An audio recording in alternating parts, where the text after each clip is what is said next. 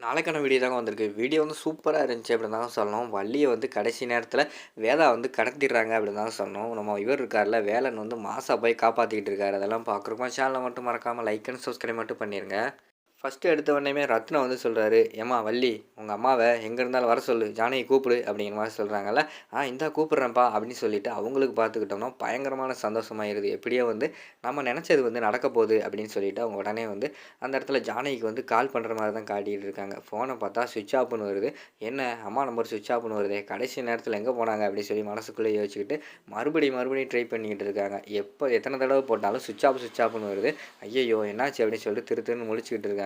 ஏம்மா என்னாச்சு ஜானகி வர்றாளா இல்லையா அப்படிங்கிற மாதிரி சொல்லிக்கிட்டு இருக்காங்க. அப்பா ஃபோன் வந்து சுவிட்ச் ஆஃபில் இருக்குப்பா, ஒரு வேளை சார்ஜ் இல்லையா என்னன்னு தெரில, வீட்டில் போய் பார்த்தா தெரியும்ப்பா அப்படிங்கிற மாதிரி சொல்கிறாங்க. சரின்னு சொல்லிட்டு அவங்க வந்து சரி வீட்டில் போய் பார்த்து டக்குன்னு கூட்டுவாங்க, அக்கா நீயும் போயிட்டு வாக்கா அப்படின்னு சொல்லி அனுப்பி வைக்காங்க. சரிப்பா இந்தா போயிட்டு வரேன்ப்பா அப்படின்னு சொல்லிட்டு அவங்க 2 பேரும் போகிறாங்க. இது அதுக்குள்ளே பார்த்துக்கிட்டோம்னா நம்ம வேதா இருக்காங்கள்ல, வேதா வந்து ரவுடிகளுக்கெல்லாம் கால் பண்ணி ஜானகி வந்து கடத்திடுங்க, இந்த ஃபங்க்ஷனே நடக்கக்கூடாது அப்படின்னு சொல்லிட்டு அவங்க பிளான் போட்டு அந்த இடத்துல வந்து ஜானகி வந்து கடத்திடுற மாதிரி தான் காட்டுறாங்க. இங்கிட்டு வள்ளி அதுக்கடுத்து வேதா 2 பேருமே வந்து வீட்டுக்கு போகிறாங்க. வீட்டில் போய் எல்லா இடத்துலையுமே தேடி பார்க்காங்க. தேடி பார்த்தா அங்கே வந்து ஜானகியே காணோம். என்னம்மா உங்கள் அம்மா எங்க அப்படின்னு சொல்லிட்டு வேதா வந்து கேட்குறாங்க. அத்தை அது வந்து காணும் அப்படிங்கிற மாதிரி சொல்கிறாங்க. காணுமா? அங்கே வேற வந்து ரத்தனை வேற நின்றுக்கிட்டு இருக்கான். அத்தனை ஜோடிகள் வேற கல்யாணம் பண்ணுறதுக்காக வெயிட் பண்ணிக்கிட்டு இருக்காங்க. உங்கள் அம்மாவால் அத்தனை பேர் வெயிட் பண்ண முடியுமா? டக்குன்னு திருப்பி ஃபோன் போட்டு ஏதாவது இருக்கலாம் என்னன்னு கேட்டு சொல்லுமா அப்படிங்கிற மாதிரி சொல்கிறாங்க. சரின்னு சொல்லிட்டு மறுபடியும் ஃபோன் பண்ணி ட்ரை பண்ணுறாங்க. அப்பயும் பார்த்துக்கிட்டோம்னா சுவிட்ச் ஆஃப்னு வருது. என்னடா ஃபோன் சுவிட்ச் ஆஃப்னு வருது, அம்மா எங்கே போயிருக்காங்கன்னு தெரியலையே அப்படிங்கிற மாதிரி சொல்லிட்டு இருக்காங்க. அவளுக்கு வந்து இதே பொழப்பா போச்சு. இதுக்கு முன்னாடி இதே மாதிரி தான் ஓடுனா கரெக்டான நேரத்தில். இப்பயும் ஓடிட்டா ஓடுகாலி கழுதை அப்படிங்கிற மாதிரி சொல்லி திட்ட ஆரம்பிச்சிடுறாங்க. அத்தை ஏன் அத்தை இப்படிலாம் பேசிக்கிட்டு இருக்கீங்க, வந்துடுவாங்க கவலைப்படாதீங்க அப்படிங்கிற மாதிரி சொல்லிக்கிட்டு இருக்காங்க. ஆமாம் வருவா, ஃபோன் போட்டால் சுவிட்ச் ஆஃப், ஆளையும் வீட்டிலே காணும், அப்புறம் என்னம்மா நினைக்க சொல்கிற, அப்படி தானே முடிவு எடுக்கணும்.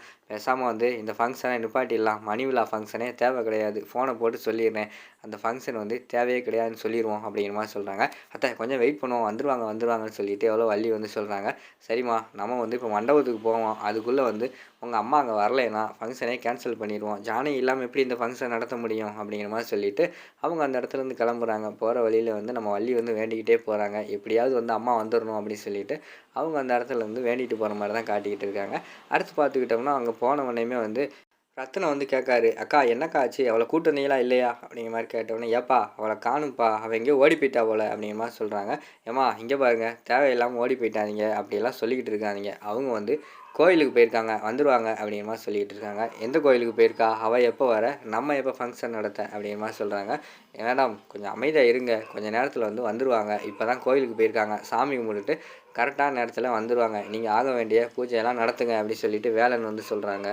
அதுக்காக எதுக்கு அவங்கள போய் ஓடுகாலி கழுதை அப்படி இப்படின்னு சொல்கிறீங்க அப்படின்னு சொல்லிட்டு வேலன் வந்து கேட்குறாங்க. ஆமாம் இதுக்கு முன்னாடி ஒரு தடவை இப்படி தான் ஓடி போனால், இப்போ கரெக்டான நேரத்தில் எல்லாத்தையும் அவமானப்படுத்தணுமே சொல்லிவிட்டு நம்ம ரத்தனத்தோட மானத்தை வாங்கணுமேனு சொல்லிட்டு மறுபடியும் ஓடி போயிட்டா, அவளை என்ன பண்ணுறது ஓடுகாலி கழுதை அப்படிங்கிற மாதிரி சொல்கிறாங்க. மேடம் அவங்க வருவாங்க, வர வைக்கிறது என்னோடய பொறுப்பு அப்படிங்கிற மாதிரி சொல்கிறாங்க. உடனே வேதா வந்து மனசுக்குள்ளே யோசிக்காங்க.